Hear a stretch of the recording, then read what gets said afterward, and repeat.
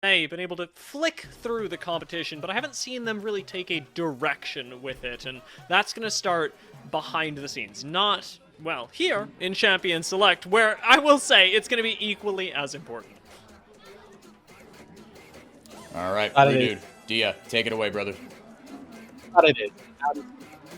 Already, we are seeing a little bit of a detraction from what we've seen from the games of this day and this weekend already. Yumi Milio taken off the board. A bit more return to the Enchanter style of supports. We've seen support matchup be actually very important so far today. Rakan has looked generally fairly bad, at least in the last two games that we've had, 2 and 3. And we've seen between Was in the past and Frosty in the present, highlights for both of these two. So the matchup, whilst it's not getting picked early on, it might actually get saved a little bit.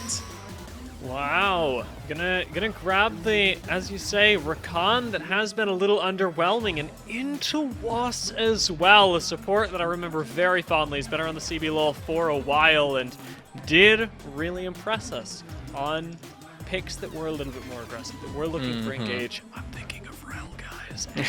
Rel's unbanned right now. That's true, and we've seen Rel banned a couple of times already today. Pairs nicely with this Kai'Sa as well. I have no reason to suspect we go any other way here. You can save your solo lane. This is a very common draft strategy. And the question for Red is now, what are they taking probably as a jungle match? How are they going to facilitate Aegis? Options are Kindred for me as a number one priority, because Vi obviously very telegraphed dive, Kai'Sa the same sort of thing. And then of course you've got a lot of dive coming from what isn't a Rel but a Nautilus as well. The Kindred of champion that has been played by Aegis first of all, but also that does very well versus the dive for that Lab's Respite. I'm getting nervous, and honestly, as we enter the next phase of bans, I am hoping that Red ban Ezreal, not because they need to, but because I need them to. Liberty's composition yesterday was not it, and I'd like to see that changed with a Nocturne hovered as a potential answer into Vi. We're answering dive for dive. Now, there's a very important difference between the two teams right now, and that is that Liberty also have a dive AD carry. Red don't. Red have got a distinctly disengage AD carry. So there's a very real world that Liberty try to dive, the lights turn off, and then Juliera is just left without a champion to ulti to. Not because there are no plasma stacks, because he cannot see. Certainly true, and unfortunately for him, he's probably going to be getting a Nocturne directly in the face immediately afterwards. Now, the other thing, as you said, is that Titan on the Xayah has been largely pulling this team together, where when Red are playing as a unit of 5, when they're winning games at all, it's because Titan is alive, and it's because Titan is doing Titan things. This has been the story of Red for the entirety of Split 2 so far. It's been a very short time, but while we're picking up the Xayah again, I'm not even looking at Titan. This is a known quantity that I have on my screen now. I'm looking everywhere else to see if we can make this cleaner and not be relying on just the superstar AD carry. As we head into our second round then of bans. Varus ban, when you see Kai'Sa, suggests to me that Kiaria's been cooking some secret sauce in that top side of the map. Varus top, a actually very good answer to Cassante and tanks in general up on that top side. Now we see Sion and Cassante both banned. Ornn is an opportunity here for FNB. It pairs really nicely with the Nocturne. Is a very good tank on that top side to facilitate dive once again. And whilst it may not be CBLOL of them to go tanks into the top side, it would have been a safe blind pick had they want to save that blind, or save that counter rather, for Envy in the mid lane. Speaking of safe blind picks, Annie. Boom. Slam that, get yourself a clean mid laner. It's going to be good for Envy. Now it's up to Liberty to figure out what exactly we're going. I mentioned that I didn't want to see Ezreal. Hasn't been banned, but Azir is pretty attractive, and they have absolutely picked up on that given the rest of the games that we've seen today. Please, oh my god, we're going Gragas. It could be top. It could be top. It could be top, and they could still go Azir in the mid lane. They are then very magic damage oriented.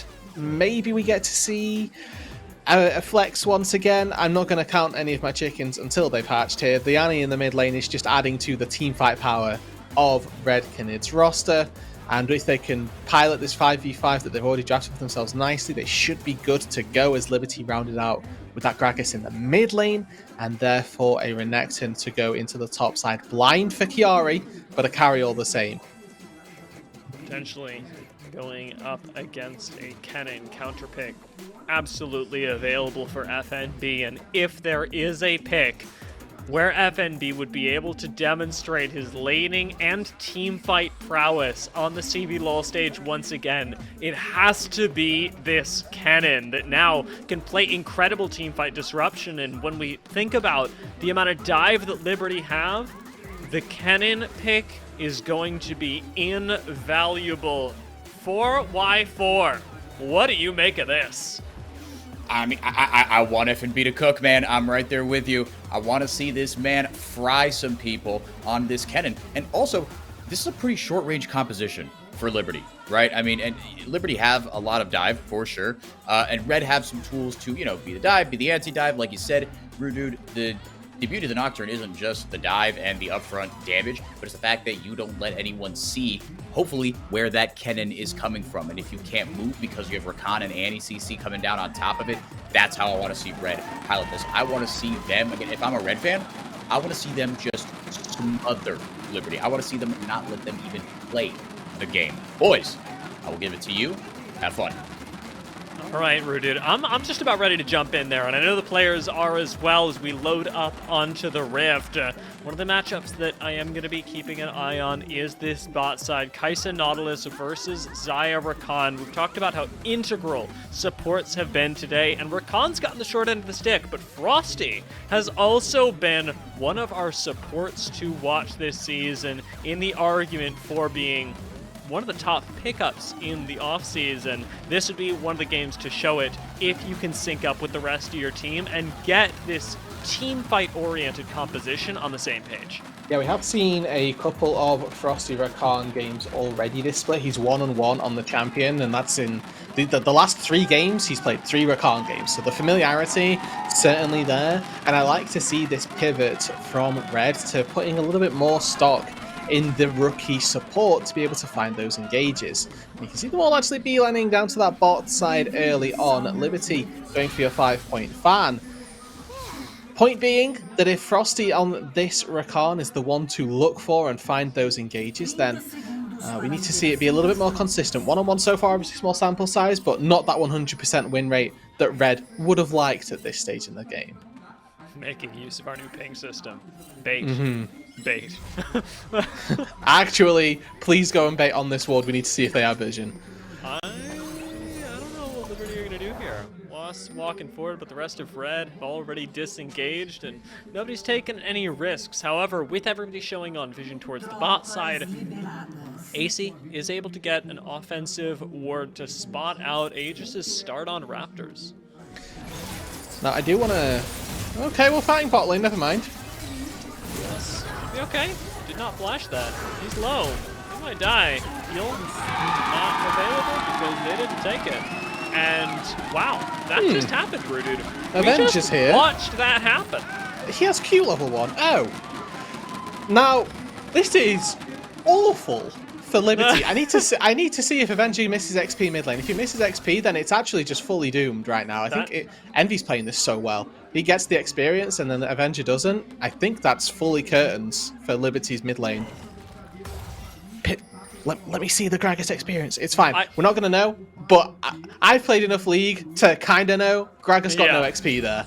Yeah, Annie's hitting level 2 first, and AC's like, well, I've hit level 2, so I have to participate to stop this from getting out of control. Titan and Frosty know, but they can't do much. Titan gets dodged behind and hooked back in. He has no summoners and will go down. That was betrayal of the highest order.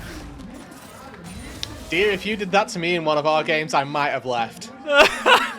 That's the type of thing that you would pull as well. I was going to say, that looks like something I have done to you. Yeah, Frosty had an oopsie there. Now, the beauty of Rakan is that you have a dash to get out to safety. Now, Frosty unfortunately used it directly behind his AD carry and got Titan killed. Maybe there's a world where Frosty could have absorbed the hook and then used Grand Entrance to escape. That would have been the better sequence of events. Unfortunately, that entire lead that Titan and Frosty built up for themselves in the level 1 gets immediately evaporated because Juliera didn't miss any experience. He's also able to crash a good wave, go back to base with an assist in his back pocket, albeit, but this bot lane got a lot more even a lot quicker than I was expecting it to. And props to AC for being able to pull that off, but look at what it's costing him. Aegis is taking the entire top side of the map, and Frosty has just dipped back into his blue side jungle to make sure that Reds is safe. Now AC's finally going on that late invade, but Aegis absolutely got this off, and AC's not even going into the jungle. This is terrible for Liberty's jungler.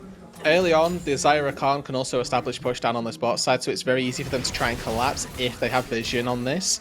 As we see Aegis very wisely now pathing all the way down to this bot side, and AC, not an unintelligent jungler, sees Aegis cross through mid lane, knows he has to get out of there as soon as possible, and really nicely played by the red jungler there.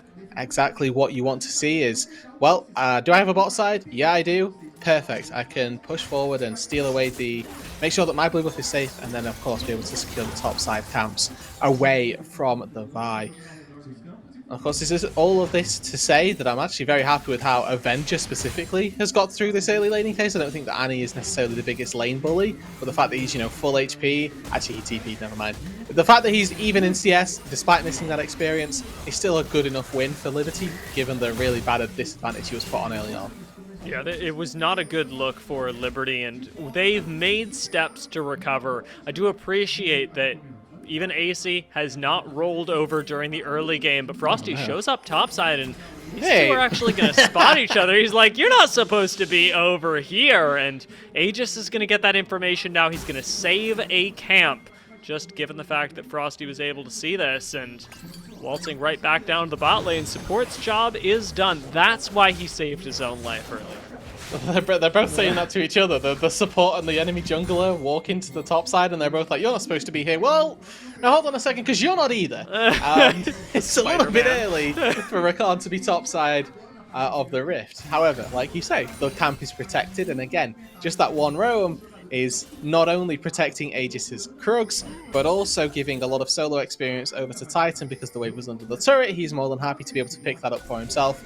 And since Frosty is dinged level 3, that's all you need to start making those plays around the map. Now, of course, there's going to be potential repercussions of this later on when we get to Rift Herald fights. That level 6 marker may not be hit. Avenger's just dashed in here. I'm surprised we didn't see Envy just unleash the Tibbers.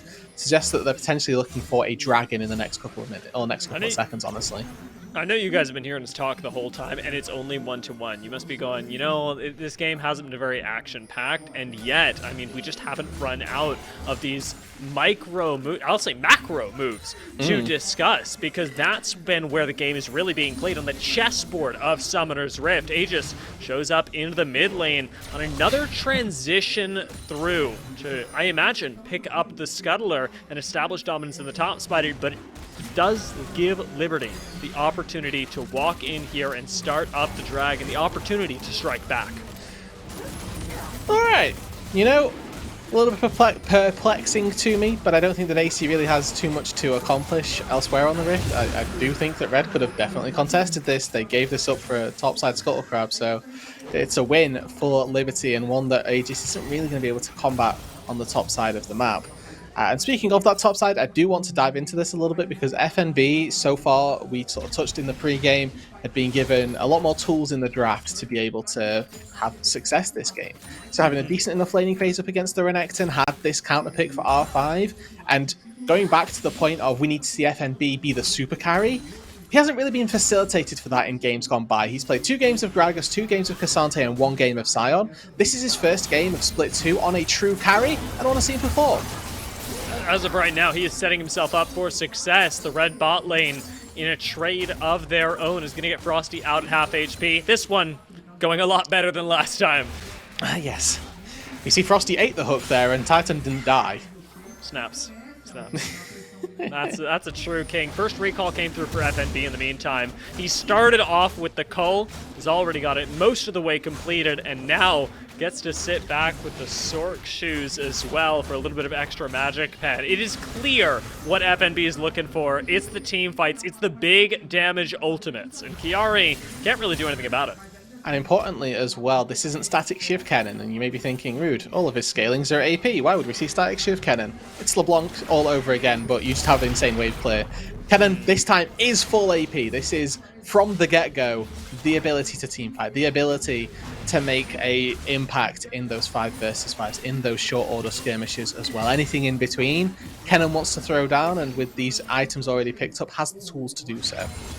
We finally see the delayed objective trade as well. So much so that I almost hesitated to call it that before going, you know what, makes it sound good for Aegis, and so I'm going to make it work. But Rift Herald being picked up as, again, finally a slow answer to the Dragon from earlier that was given over to Liberty does give Aegis, as he has level 6, once again, the ability to make a play and make the impact of that play all the more devastating. Oh, here we go. Got a little bit of action going on in the mid lane. Flash away from Avenger. Might save his life, but he's slowed, he's feared, and somehow he's alive! Aegis is the one to go down, and the Liberty Goon Squad arrives just in time to pick up 2 kills.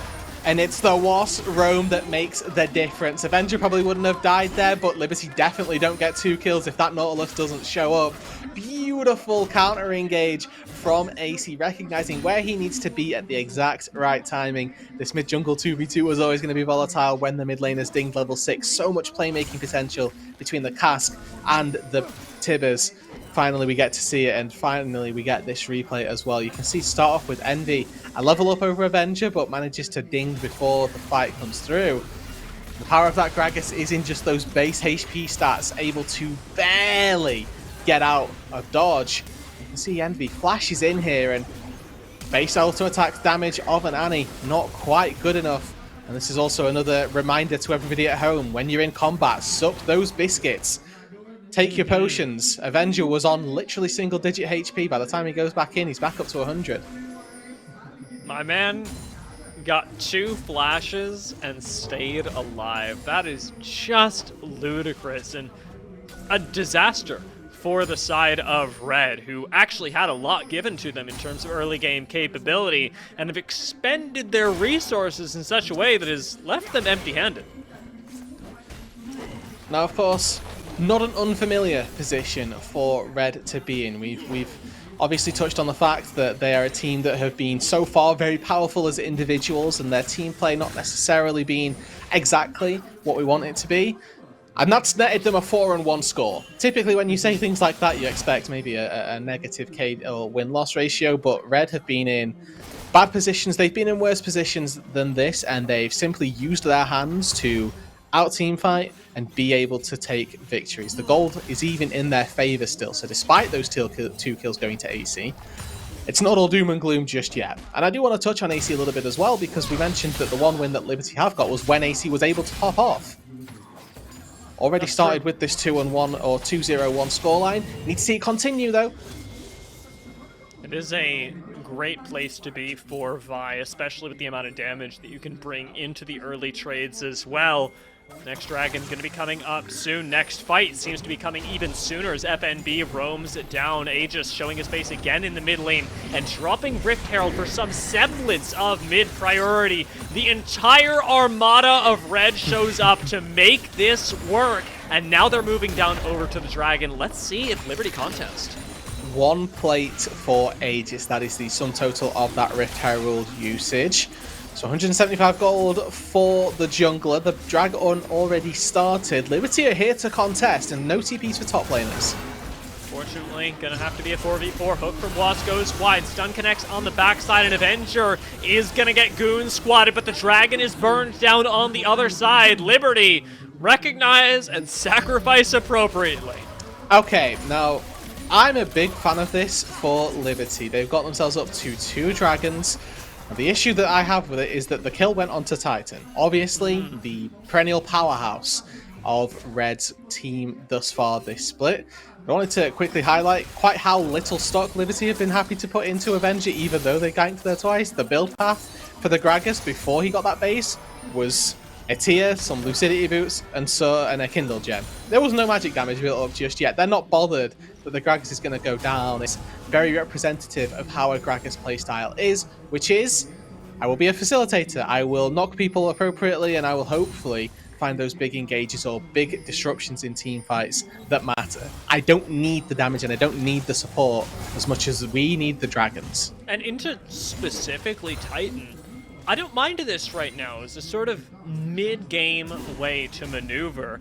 Liberty are going to have a lot of utility to disrupt Xayah. They've clearly got Was with the depth charge, but explosive casts and a Renekton thrown at your face can keep Titan at bay for quite a while. Let Juliera do some work. I think one of the things that people have been asking themselves as Liberty fans is, can Juliera do that work? If you give him enough space, is this going to be something that Liberty walk away from happy with? Because right now, it's he, AC, and Chiari that need to carry the brunt of these team fights because they're the only ones that are doing any meaningful damage. It's worth noting as well that this is Static Shiv into what looks to be a Nash's Tooth on Kai'Sa. Now the real turning point is going to be indicated at that Mythic, whether we get to see him turn into a Luden's Echo, for example, or if it turns into a Ginsu's Rage Blade. Obviously the two builds varying very differently in where Kai'Sa's power comes from, both of which give a lot of stock over to the W, the Void Seeker, that you can just fire out at any given juncture under a turret, and hopefully we get to see Juliera utilize this, not necessarily advantage that he's been given because, you know, there's 2 kills onto Titan, but get given this Kai'Sa Nautilus as a bot lane duo, you expect at least some sort of fireworks through the mid game. I'm hoping so, and when I look at them, it does appear that at least the setup for these explosive devices is starting to happen around the top side of the map. Once again, Rift Herald ready for red, and they've chosen to basically execute the same thing as they did at Dragon. Just drag everybody over here and hope that you can find the win. Last time it lost them the objective. This time, Liberty are again looking for the fight. Hook from Wasp starts everything off. No depth charge to follow immediately, though. Sends a lot of panic buttons for red going and gives Liberty the chance to re-engage later. Rift Herald reset is big for Liberty, and they find Envy behind them. Finding just a little bit of damage there. Quick reset on the fight as Aegis commits into the front lines. Has Chiari heading for the hills. The Crocodile isolated and alone. Avenger stuck in the pit, but in comes the Dominus. Chiari refuses to die. Avenger doing the same as Titan is just trying to chase him down. Gragas is still alive, but when looking at the remainder of red, Envy and Aegis have fallen, and Liberty get the Rift Herald. And despite Chiari having been down in farm, getting counterpicked, he's the one who makes the impact in the team fight. Flashes onto Aegis, executes the jungler, removes the possibility of a 50-50, and manages to find Envy after the fact. The Renekton in that team fight, much more impactful than the Kennen. You get to see here the early power of the Paranoia, able to prevent the full engage onto Envy. You can't fully commit onto that. But FMB doesn't really find his mark in the pit either. Avenger dodging out on a shuriken there. Juliera using his ult to get over the wall also. And on the sort of the right side of this, left side of this fight even. Such a great job making two people on red mincemeat. Really excellently done, and I had to throw in a bit of the circus theme at the end there simply because of the runaround that Avenger gave Titan. Certainly figured out one way to shut down the AD carry. He was like, look at me. Look at me, I'm so juicy. Sounded a bit like Homer Simpson, honestly. That's what I was. Those are the vibes you were giving off right there. Nevertheless, it's a valid strategy. You know, it's the same sort of thing. If you hit the front line, but the front line doesn't die, are you really hitting anything? I think that, wow, I was hit with philosophy mid-Summoner's Rift, and I was not ready for it. These teams, however, clearly were, and Liberty ready to pose those philosophical questions more than anyone. Next Dragon's coming up, and that means that we don't get a break in the action, and neither do Red, who could desperately use one to formulate some sort of plan. Right now, that plan seems to be abandon the Drake at all costs and go for the blue buff? Now, this is a conscious decision from Red. They are saying we are not strong enough to take a fight at this dragon. we don't want to even bother trying. If we fail this one here, the fight around the soul gets a lot more difficult. We'd rather spend time getting gold onto Titan, getting gold onto Envy, onto FNB, make sure that they are in a better spot in 5 minutes time when that soul point fight comes up. Now, the issue with this, dear, that I have, for me, is that I don't know if this is going to work because it depends on how the next 5 minutes of this game play out. If they can funnel a lot of gold into Titan, then yes, by all means, I'm more than happy for this. But if this turns into a sort of stalled out approach where in 5 minutes time, Liberty just slam a team fight, what was even the point? I am on the exact same page. I want to say word even, syllable, because even, you say the next 5 minutes, even as it was happening, not only was the dragon going down, Avenger was cashing in on a tier 2 tower in the bot lane. Liberty had full run of the mill, and for that, Red did get, as you say, just the tower in the top side. On FNB, who we have yet to really see unleashed in a team fight. That could be game-changing, but it's going to take some special sauce. It is. It's going to take some of that CBLOL sauce, unfortunately, and something that, again, we've mentioned is notably lacking from FNB thus far this split. Now, of course, we mentioned this is his first chance on a real playmaker, and unfortunately, the first fight that we got to see him in left us a little bit lacking. And the power of Kennen, a bit of a top lane blitzcrank, if you will. You just need one, and then you're good. As Avenger's in trouble. Did expend the ultimate already to try and clear the way, but now, out from under the tower, the Goon Squad again shows up to try and take him down, and finally, Avenger will die. They committed so much to that, and again, Liberty are answering back on the opposite side of the map, and they're getting more value for it. The 1v1. Fury, pop the Dominus, gets a good stun down. Titan could just be melted before Envy even shows up. The stun wasn't prepped though, and Tibbers does answer back, delayed in a 1v1 takedown. Kiari for Titan, and now Navori Quickblade's complete for Titan. In a pure gold trade, Red come out on top. 2 turrets in the bot side for Red, 2 turrets in the top side for Liberty, a 2-for-1 in favor of Red in kills, and the mid lane tier 1 turret going to Red.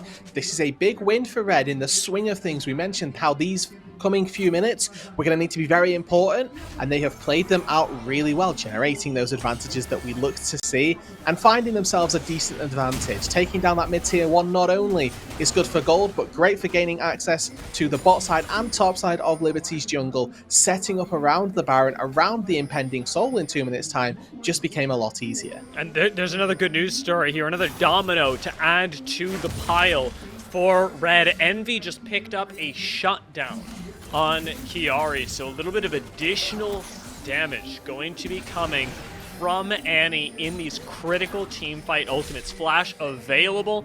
Tibbers about to be so, about halfway off cooldown, but right now, Red don't know they're on vision. We'll just get a little bit of poke and back away before anything untowards happens. So it looks like Juliera is heading toward that Rage Blade as a second item, or third item, but he does have upgraded W evolve now, which means that the cooldown on that is reduced by 77%. Effectively means he's firing out these Void Missiles at about a 4-second cooldown if they connect, and it applies 3 stacks of Plasma, which means that it is very easy now to layer the CC and find a full Plasma proc off of pretty much anybody in the game. Trying to find one on Aegis, but Spell Shield has been really good to him so far. Finally going to get cornered in the jungle, and with no flash on Nocturne, the wall is so tantalizingly close to providing safety. He will go down. Liberty will grab a mid lane tower and transition it immediately into a Baron.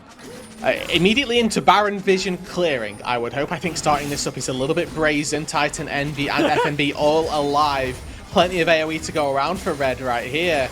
See teleport in already. Liberty, they don't have too many tools to turn, but remember, no cask.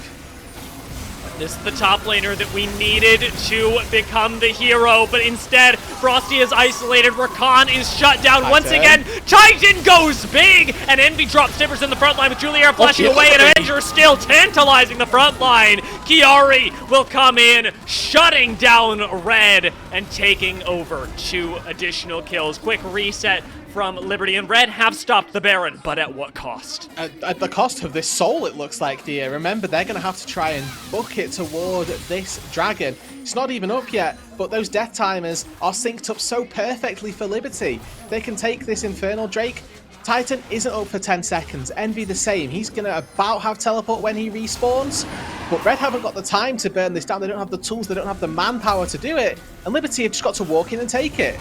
A complimentary pink ward tossed over to Wasp because it was the only thing that Aegis could do. FNB not going to be able to get into the team fight as easily or with this much impact. Instead, a teleport in, a knock-up from Frosty has got to start the fight off on the right foot. Into the back lines goes AC, finding Aegis, but Titan has shown up. He's playing on the side. He gets a double root down and has to be the hero that Red need. Instead, flash stun deletion comes in from Chiari, and Liberty take another team fight. Now the Dragon, and I'll be honest, Rude, whatever the heck they want. And they can turn this into a Baron if they like. The Drake falls like a knife through butter. Head up toward that purple worm, secure yourself a second objective. Why the darn hell, why not? You can see there's no ADC for the start of this fight. The teleport in from Envy also a little bit delayed. By the time he gets in, Frosty's already dead. And you think, oh, Titan, maybe you can be the savior for this fight. Gets a great feather pullback. But you have to keep your eyes on Avenger. Goes golden and Titan just loses out on that a little bit. Flash body slam. Gets cut out of that as Avenger tried to take a fight on that top side, wasn't able to do so. The Baron started now by Liberty as Aegis just now leaving the base. FNB has the slicing Maelstrom back up. Look out for stacking in the Baron pit, but with under 1,000 health, Baron will go down to Liberty before the rest of Red are ready to engage. Wasp throws out the depth charge, is going to get isolated, but as the rest of Red pile into the choke point, they are taking the fight, they are taking the win, and just like that, we've got another team fight. Juliera picks up a quick kill on the outside. FNB committing over the wall straight into Chiari. Like butter, Rudude. Like butter. But Red did get something back. They got something important, a big team fight win, and now a little bit of pressure on the tower. This. Teleport not going to save it. Red striking back, making this a nearly negative Baron power play for the first couple of minutes. Now, they do still have Baron on Chiari and on Juliero. Important that it's on Chiari because he can split push, try and use the Baron to find turrets inside lanes. We get another look at this fight, though. Frosty, I have to give some credit to, honestly. 50% HP, if that. Looks for a re-engage when, honestly, most supports wouldn't. Knows that the fight here is very important. Willingly sacrifices his life, and FNB follows up pretty much only onto the front line. Doesn't matter, they managed to find 2-3 members out of it. And credit to Juliera here, knowing that the Kaiser's Burst is actually enough to 1v1 a Nocturne of all champs. Kind of crazy. And Chiari as well, reading FNB like a book. You're going to take that blast code, you're going to take it into death. What a Giga Brain move, too. That's like almost worse than yesterday when we had the Flash predicted. This time, the Blast Cone prediction, you don't get to see that every day. Liberty have jumped onto the Rift once more, though, and with 2 Barons still alive, do have something here to work with, especially because, most importantly, Chiari still has the Baron, and he's the one that can sit in the side lane. And also, Juliera can poke like a nightmare underneath this turret. The damage between Infernal Soul plus relatively full AP Kaiser actually really hurts. And another fight started. Envy and FNB are on the flank, but that doesn't seem to be helping Red too much. Instead, Frosty almost goes down. The depth charge taking him to sub 100 HP, and very nearly does the Void Seeker connect, but not by enough. Liberty get to push this again. It's a reset for them, a reset for Red, but one that is still favoring Liberty slowly but surely. 30 seconds on this Baron. The last waves now crashing for their play. They break open the base in the mid lane, force Red back for long enough so they're able to find access. The mid lane inhibitor falls. Now a pressure point, always available for Liberty. 5 minutes of pushing prio in that mid lane, and if they can break open the top side turret at the minimum, they're going to be very happy.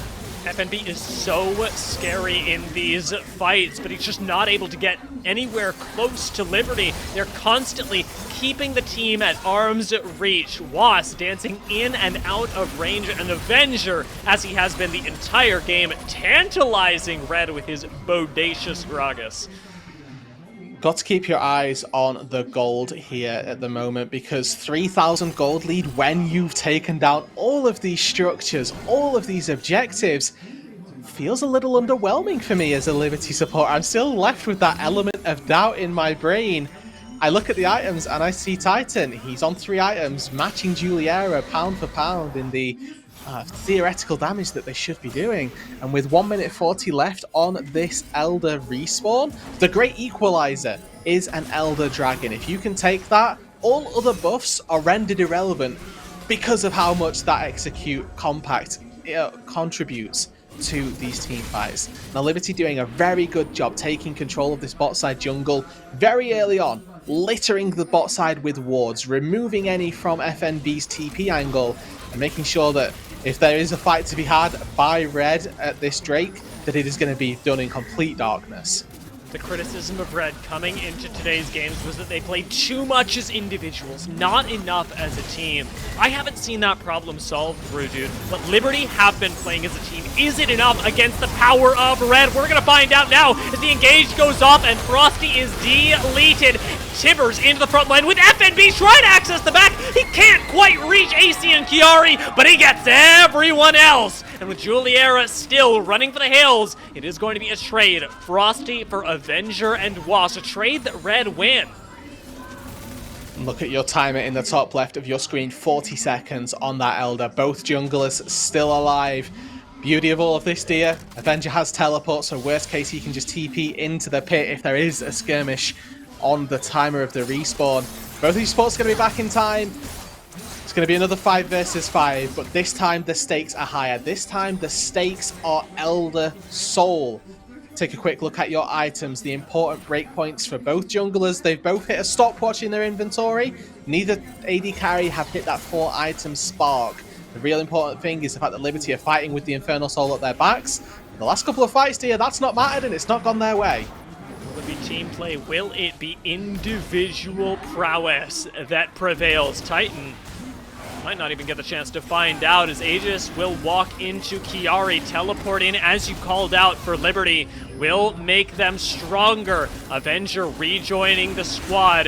FNB. Juliera is putting out a lot of damage with these Void Missiles. The poke is actually very important. If you land it onto Titan, land it onto Envy, that poke sticks. Oh my god! Hitting Titan, that's the go button for Liberty. You know that the AD carry can no longer access the fight, and it's 2 quick deletions, 1 on FNB, 1 on Frosty, and Titan forced to flash away into the mid lane, leaves Liberty large and in charge of the Rift of the Dragon of the Elder Soul.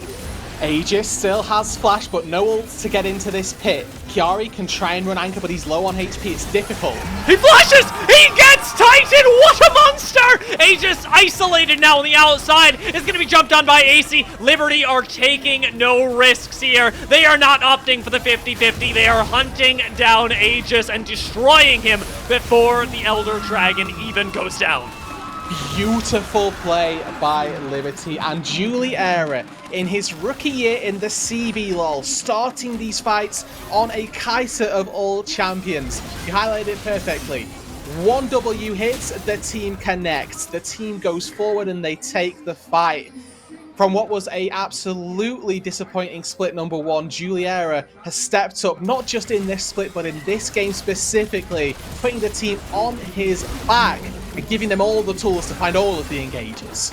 It's another inhibitor going down. Liberty not going to look for this next engage just yet, but Aegis is about to come up, pressuring underneath the tower. You just need a little more damage to take down a singular member of Red, but instead, Liberty will take a moment and back away, resetting for future fights, cashing in on what they can, and getting their health bars back for the next push, what should be the final push, if Liberty can really close this one out. Red are going to rush the Baron. They're going to have to really try this and just pump all the DPS they have into it. Tibbers go down everything, because if they lose Baron and they lose against Soul, it's over. I know this looks bad for Red, but this is actually their only play. Frosty spots out the approach as AC threatens getting into the pit. Instead, they're going to stop by for a quick pit stop, deleting Frosty, and now hunting down the rest of Red. Titan does jump up into the sky, looking for the Feather Storm. He ends up surviving for a little while longer. Isolates Juliera. Is Titan him? Death Charge is going to connect, but going golden just in the nick of time. Juliera does clap back. How does Titan keep doing this? Even with this incredible AD carry, Red are still being torn apart by the team play of Liberty. But is it enough? We're going to see Aegis fall. FNB, the last man standing. He's going to have Baron in the base. Those Baroned up super minions are likely going to be the deterrent. It's very difficult now for Red. One man left alive. Frosty actually died so early on that he's back. Teleport in this time from Avenger with Wass's hook not connecting. I'll be honest with you, Rooted. I don't think they can finish right now. We've got another inhibitor up, but flash forward onto FNB. In comes the slicing maelstrom. We're triple tower diving, but FNB is the difference. A double kill for him and a signature finish as Was does get the kill, exiting the base. That was too deep, too fast, Rooted. It may have taken us 33 minutes, dear, but I think that everybody is performing at their apex in this game. The disadvantage is set aside for Red. They are doing their darndest to not lose this game just yet. FNB under the turret, slicing Maelstrom, takes down two of them, and Liberty, with the Elder, still can't close. The decision making once they took the Elder, just a little bit wrong. They could have gone to the Baron and had both buffs to try and push forward with. Instead, they go for an end that they can't go for. They don't have the tools to finish off the game underneath two Nexus turrets.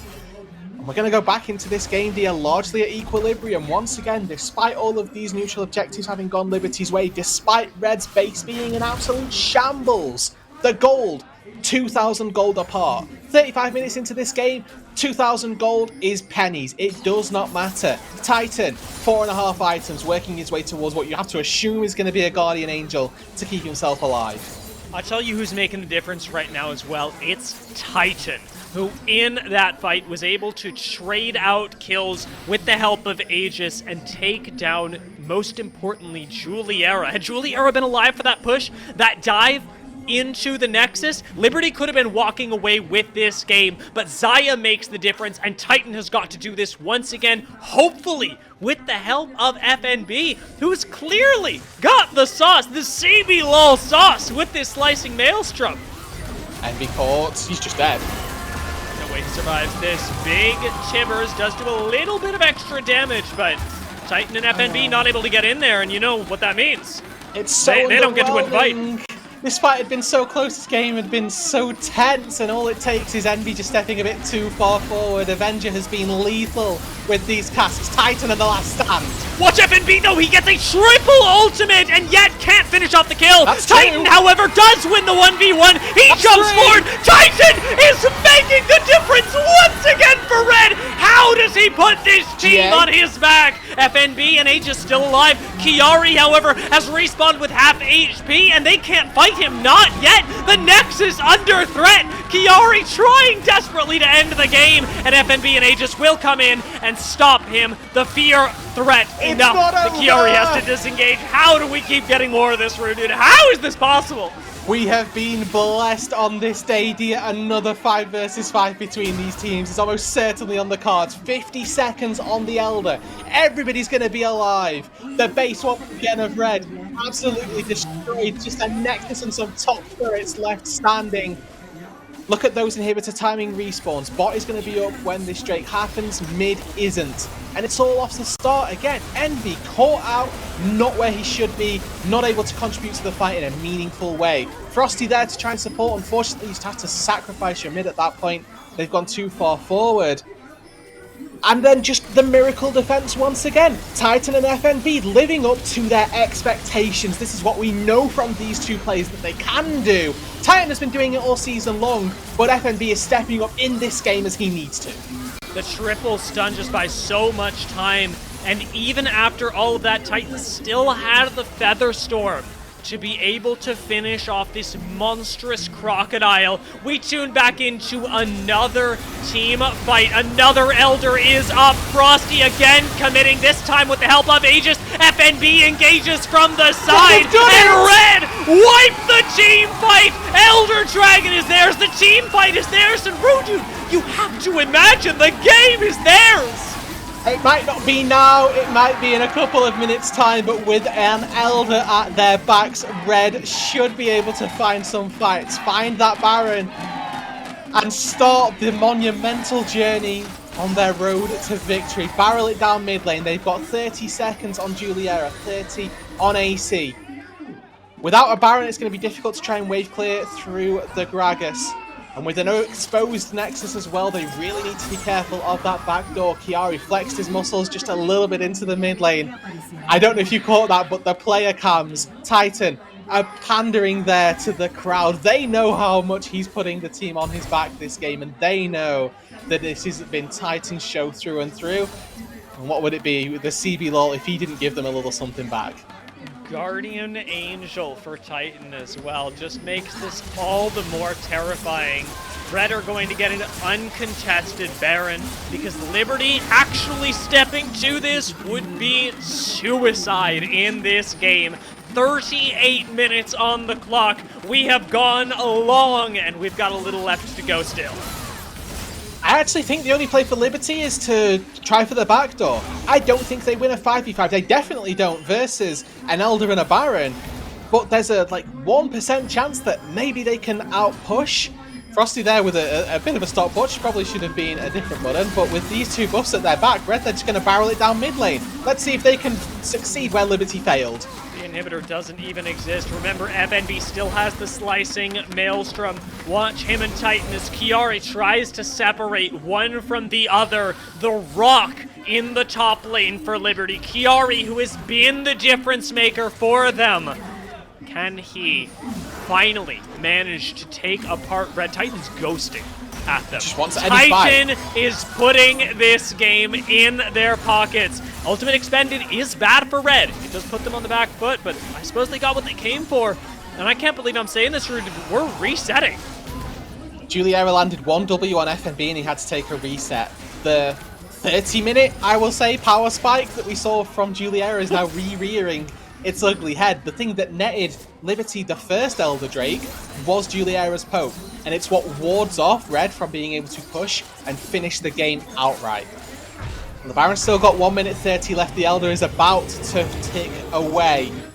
So they weren't able to use the soul to end the game, much like Liberty. And the Baron only broke open one mid inhibitor. Dear, we are destined to have just the best game from, honestly, a game that I expected very little from. Yeah, this is turning into not the story, not the tale, but the saga of, as we have set up so many times this game, what can a team do versus this roster of superstars?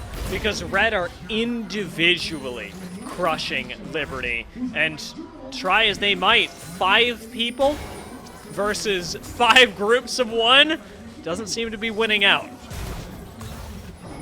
In the last couple of minutes, it has been Red on that front foot. Your objectives, Baron is still active for Red, so we've still got 3.5 minutes left on that one. 2.5 minutes on the Elder before that spawns. Now's your point in the game where those people that don't have full items need to start getting funneled your gold. I'm all here for ADCs being able to wave clear later on, but want to see Juliera and Titan start sacrificing farm. Let's get FNB that 5th item. Let's allow Aegis to finish off this serrated Dirk into something, because those 4th and 5th items for your less traditional carries may not seem as important, but right now it's just better resource management.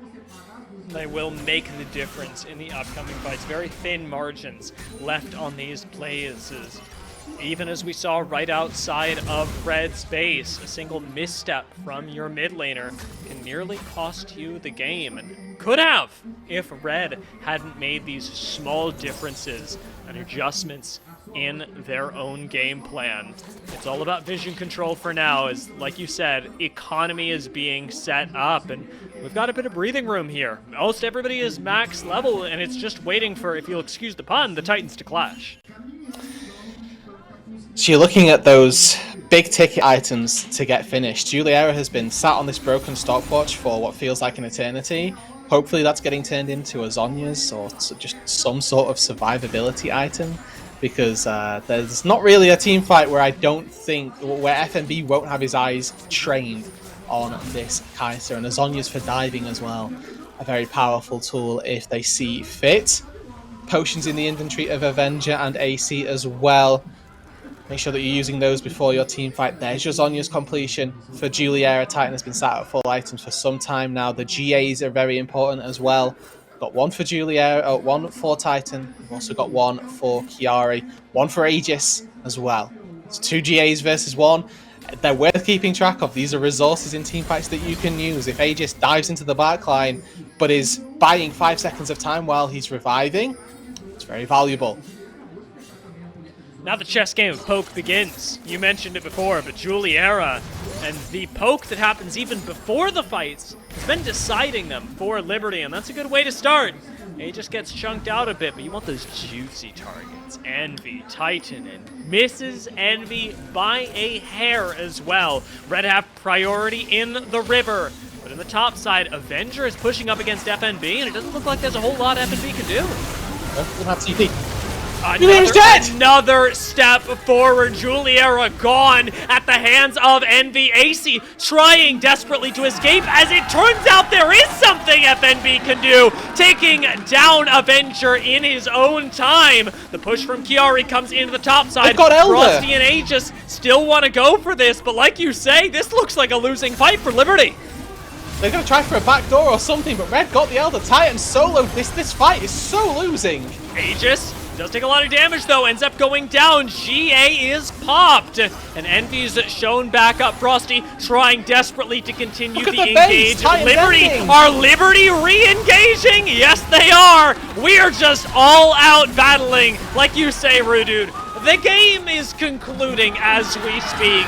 And who else would it be? Who else would it be than Titan, who has placed this game on his shoulders and takes Red to yet another victory? There is not a better metaphor for Red Canids throughout this whole season than this game exclusively. Titan played out of his mind from start to finish. Was able to be the solo member, hitting the Nexus at the end, dragging Red through thick, through thin in those team fights, soloing out the final Elder that was important. And you can tell, Red and Pain fans alike have to stand and applaud and recognize just the absurdity of Titan. Are you okay for it? Tell me. I don't think anyone could be. What I don't a think anyone banger. could be, honestly. That was so much fun. I had a blast. I joined I was in the standby room at the beginning of the game, and then I joined you guys like 20 minutes ago because I thought the game was going to be over by then. And you heard me enter. I've just been sitting here, right? And I'm figuring out like, oh, what fights are we going to replay? What should I send to the producers? What are we going to do? And I was like, no, we need this fight. No, we need this fight. No, there was this Elder flip. Holy moly. I mean, first of all, yes, Red won this game, and we'll get to them because they deserve all the credit in the world. Rudude, I want to start with you. Juliera and Avenger, 2 players that last split especially, much maligned. They did not live up to the billing. Again, this is a loss. It's going to go down as the split goes on. People are going to forget this game more and more, but I hope they don't because we saw some individual brilliance from these 2. Juliera, he started the ball rolling for Liberty. Important fights. 2.5 items feels like an eternity ago, but that was when we got to see Liberty really perform. It's when we got to see Juliera start to step up and use the poke genuinely very impressively. We can run the highlights now just so that you get to see the entirety of this game in all of its absurdity. But Juliera, for me, a standout performer through the first 95% of this game. Unfortunately, he was the one that got caught. It was Envy that found that pick in the late stages of that game, and he was the one, Envy that ended up winning out the game for Envy with the solo pick. And given how long this game went, Rudude, I think it's fair that informally we separated into 2. The points today will reflect that Red walked away with the win. But Liberty played extraordinarily well, I think to a higher level than many, even Liberty fans, would have expected coming into this matchup, and I'm comfortable saying that at some level, they managed to find a win. Yeah, there are no such thing as moral victories, but if there were, Liberty would have absolutely gotten one here. They controlled the first 4 dragons, for crying out loud, and then it was Elder Flip after Elder Flip, as we saw. But right here, I mean, after this fight, this was kind of a 50-50, but then as Liberty tried to push in, you saw Red counterpunch, and you saw in these later fights, FNB did so much FNBing damage. That's true. Yeah, he did. He did 4x4. There's no better way of saying it, because the sort of narrative we were trying to push is that FNB hadn't been living up to the 10 out of 10 FNB expectation. This game, we got to see him on a carry. We got to see FNB do what FNB does best, and it was play this Kennen in this team fight setting, finally able to fully take off. And this team fight in particular is exceedingly important. Liberty have an Elder. You have to keep your eyes on Titan here. He goes golden, and it's a Q. He casts Q as his dying breath, and he takes out Juliera. And as Dia quite rightfully brought up, if Liberty was alive for, be it this push, be it the push that happened before, and Juliera probably has enough damage to close out and take this game. It is those metrics, those small margins that just make the difference, and when it mattered, it's this man on your screen right now, Titan, that made the difference. The intense micro of taking down the last couple of towers. He knew. He was celebrating even before the game was close to over.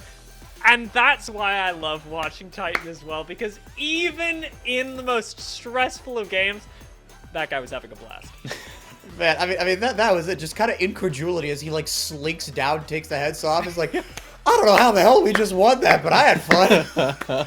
And Dia, to you, man, you first of all, I want to give you credit because you did the excitement of this game justice with your call. So hats off to you. But in those plays, I mean, you saw, look, Liberty again, all credit to them.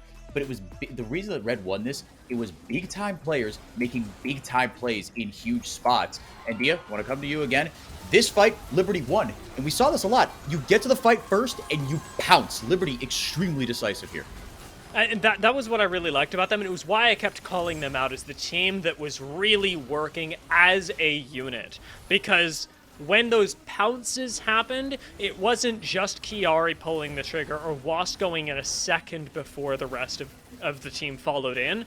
Juliera's W connects at the same time as Liberty collectively lunge forward. And even here, they're not splitting priorities, they're not mincing words. They know that you have to separate Aegis, and it was... I'll continue with this. Sell in this story for as long as I can. We saw Red still not rise to the challenge that I had posed to them today to work as a team. They didn't do it. They played really well, but Red aren't a unit yet, and Liberty are. And we saw, as we're going to see in this next fight, look, they I agree with you, Dia. This wasn't sort of the huge push that we saw, this next step that we need to see from Red, especially because even they can make mistakes like this, right? Envy going down. But then as this fight went on, this is a 3v5. Red have no business winning this. I was fully ready to be called back into the broadcast, but no. This is where the 3 individuals really do just make a difference. FNB putting in overtime, even Aegis knowing what his job is to isolate Juliera and make sure that he can't contribute to take down Titan and FNB. And then we get to see Chiari, the Dominus, whilst you're in GA, proccing the Infernal Soul is one of the most feels bad interactions, but also one of the interactions that, again, turn this game and just really accentuate how important every single part of League of Legends is. And when people like me, like RMC, Hawk, and Axe all go into our little nerd moments about how important the minutiae of League of Legends things are, and people go, yeah, but how often does it actually matter? It's games like this, and every single time that we see these small details and we point them out to you, it's for this reason. It's in the moment that these games happen that we can look back and go, damn, we knew that was going to be important. And as we get into the post-game breakdown, I, for one, cannot wait to see the gold graph because it, appropriately enough, I think is going to look like a heart rate monitor. That's beautiful. That looks like a math equation, right? It's like, oh, this sine wave, what does it get multiplied by? Is it the gaps get more extreme? Look at all this damage. FNB actually topping the charts there by only 200. But again, Chiari, Juliera, Avenger, it's not going to be reflected necessarily in the damage numbers, Dia, but the barrels were phenomenal again. A couple of late picks by Liberty at the individual talent, one out for Red in the end. But a lot to be proud of here for Liberty. And I will say as well, the other thing that isn't reflected in the two Elder Drakes. Here, the two Elder Drakes. True. And how bodacious Avenger was in the early fights. Gragas absorbed a lot of damage. He did not die a lot of times. Avenger did his job in this game, and I doubted the Gragas. I really, really did. I came out happy. You can't anymore. Yeah. I'm a Gragas truer now. So, I don't think we'll have the FNB, or the FNB, hello, you see where my head's at, the MVP in time. So I want to take it to you, gentlemen. Rude Dude, I'll start with you. Make your case for your MVP. I'm going to give you two choices, though.